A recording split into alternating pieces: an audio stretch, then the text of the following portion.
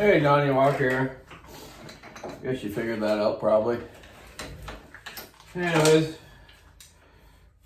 how's it going out there? Hope everyone's well. We're into our rainy season here in Western Canada, Vancouver Island, BC. That's okay. Keep our trees growing, our grass green, and our rivers flowing for the salmon going up on them right now. Lots of activity out there right now. A lot of bears down the rivers, and people watching the salmon run up and lay their eggs, and so we can go out there and catch some big lookers again next year. So I'm doing a 461 still, which I do quite a few of them, not as many as I used to. Because of the new models out now, the 462 and the 500. But they're still a good old school saw. They do have the, pretty basic porting. They do have the case fed transfers, but nothing really like a stratified type porting though. Just the basic old porting, just a little different with the way the transfers get fed on these compared to the old ones that would get fed up on the sides, right?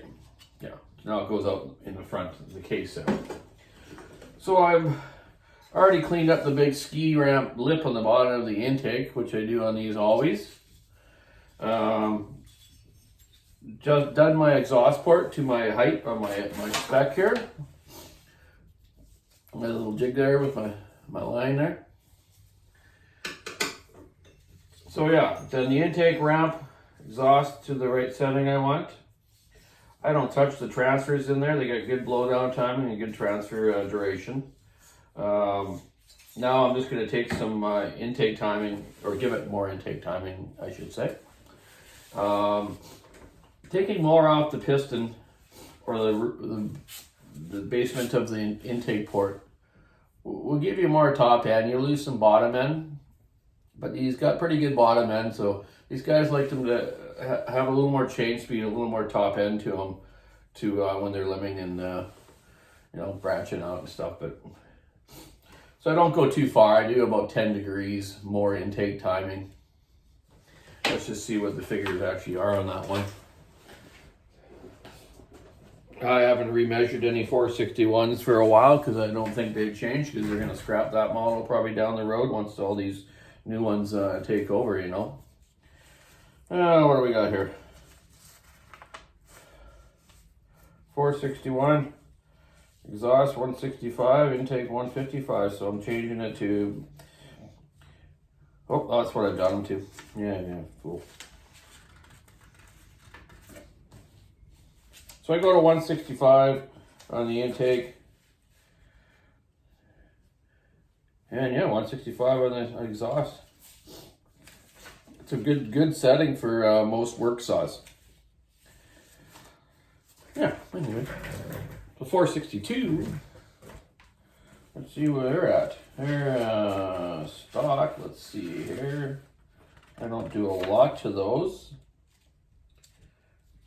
Exhaust is 165 and intake is 167. So on the 462, which I have one right behind me here,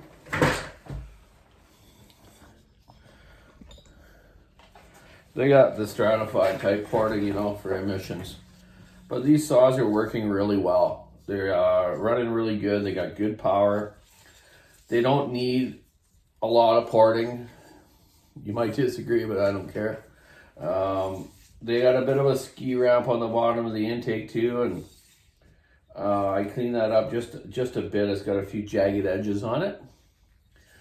Transfer here, which is case fed as well. I clean some edges up in there and give it a bit of a polish, get a little more flow. And the exhaust, there's just a little bump there where it feeds out on the top of the exhaust port. I just get rid of that and then polish it up, and then add my exhaust, the bark box, and or another way if I want to do it, but I've been using the bark boxes and they work fine. I know there's other type of exhaust covers out there people are making. A few different guys I've seen on YouTube. They all work good. Exhaust makes a big difference on these saws.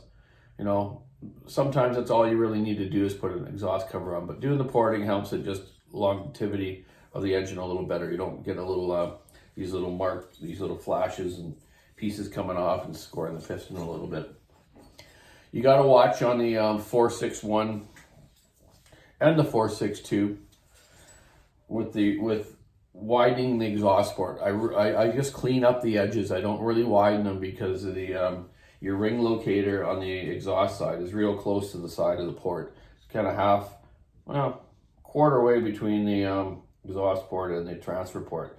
So if you go too wide, you can get a ring hung up in the exhaust port. Now you've wrecked a perfectly good saw. Doing a 500 after I do this one, I found with them, here's a piston out of one, 500i. They're pretty basic. They're a little fat, short stroke saw. They're running really good. I had a bit of a hiccup on one yesterday for a friend of mine. He had a hole in the primer bulb, and this thing was absolutely packed with sawdust and fines from falling. You know, it was really dirty, and then some of that sawdust or crap got into that primer bulb and into the fuel system, so it wasn't running right. It was dying out and stuff. So I put the primer bulb in it and checked all the lines over, a fuel filter. Obviously, I even pressure checked the motor just because, in case there was other issues. Doesn't take me that long when you got the right tools. You can order that adapter for the intake now for the 500s to pressurize them up. So do your pressure and leak down test, or leak down and vacuum test on them. There is no carburetor, so this thing was weird. I did that primer bulb and I thought, okay, that's all it's got to be really. So I changed that primer bulb, went out and run it, and god darn it, the thing would idle but just hit the throttle, but fall on its face every time. I was like, oh man, what's with this thing? So then I tried to download it to recalibrate it. I was having a bit of a problem with that, so I called my still tech guy, Joe in Edmonton. He's very knowledgeable and has worked on a lot of the TS 500s, which are the cutoff saw that have the injection, and he's also been dealing with these a bit too. So he emailed me a fuel system check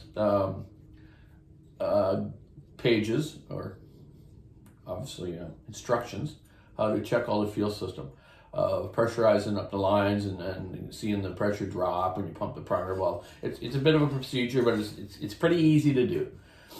So basically it boils down to you can have a bad injector pump, which and the 500s, and I'll give you a little closer up on that. Where the primer bulb is, in behind it, there's actually a metering diaphragm and a needleless seat too, which I didn't know until I took this apart. Never had to yet so far, but we sold a lot of these 500i's, and I'm into them now, and I'll get them figured out. So I did the calibration, still didn't work. So I phoned Joe back again. I go, geez, what's with this, man?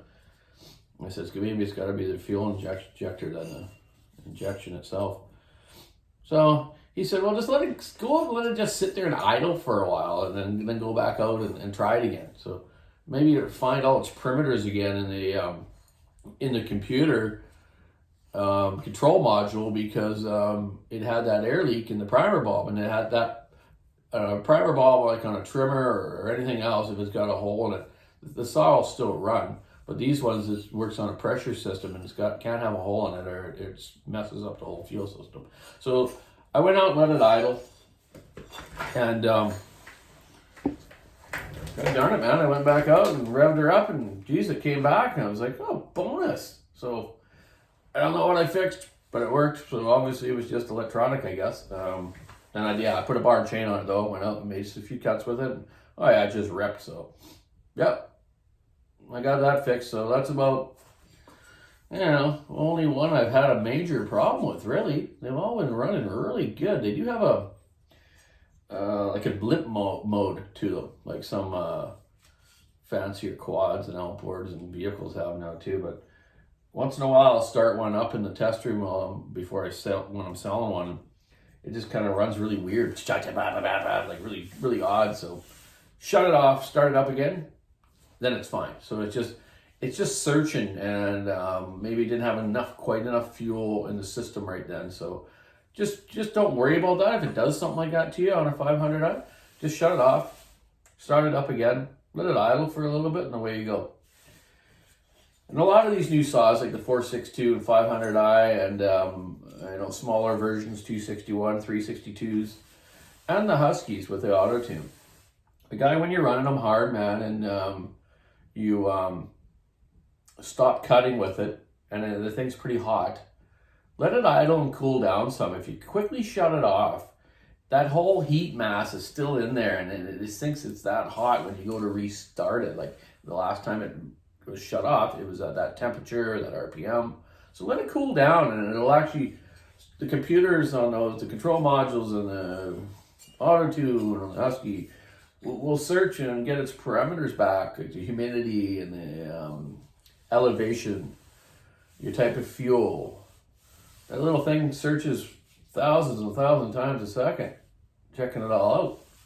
So if you're having problems with them, and then on the restarts too, the hot restarts, most of them have been really good lately. Husky Varna ones have been coming around. The early versions of 562s and stuff were terrible. You shut it off and the thing won't go again because it's just too hot. It's getting too hot into the carburetor, the heat from the motor.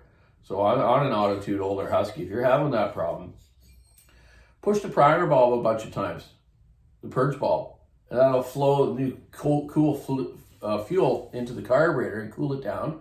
And when you go to restart it, don't use a compression release either. Just pull it over. You might have to hold the throttle on, or just might have to re-choke it sometimes. But give that a whirl, man. See if that works for you. And if it is running really crappy in an auto-tune Husky, go up and do the reset, the manual reset, which you can basically have it run at full throttle, put the tip in the wood, after it's warmed up a bit too, of course, not cold. And just run that thing wide open with that tip just in the wood a little bit and drag it back about 6-8 feet, and you'll hear the RPM changing, and then it starts running good, then it's set. Then make a couple cuts with it, cut a couple cookies or whatever you're doing there. So yeah, that's about it today. I better get on these. I got a friend of mine, Don Betts, coming down from Port Alberni. He's brand new 500. Actually, it's kind of weird. He says it's not oiling quite right, and he can't figure out his top cover, how to get it on properly. So I'm going to change that top cover, and I'm going to show you, maybe I have showed you already, a little fix I've been doing them so they don't come all loose and fall off and wear out those little pegs. So now the thing's going like this when you're running it. It's kind of irritating. And it's vibration too. Think of all that transfers, right? So that little click thing on the top, I think I showed you at the shop. I'll show you again later. I take that off.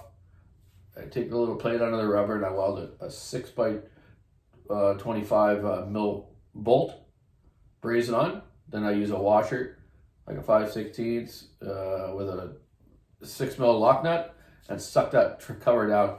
Now it won't come loose or anything, but you got to have a proper wrench to take that off to get out your spark plug, which you should be replacing its spark plug every month, and a fuel filter.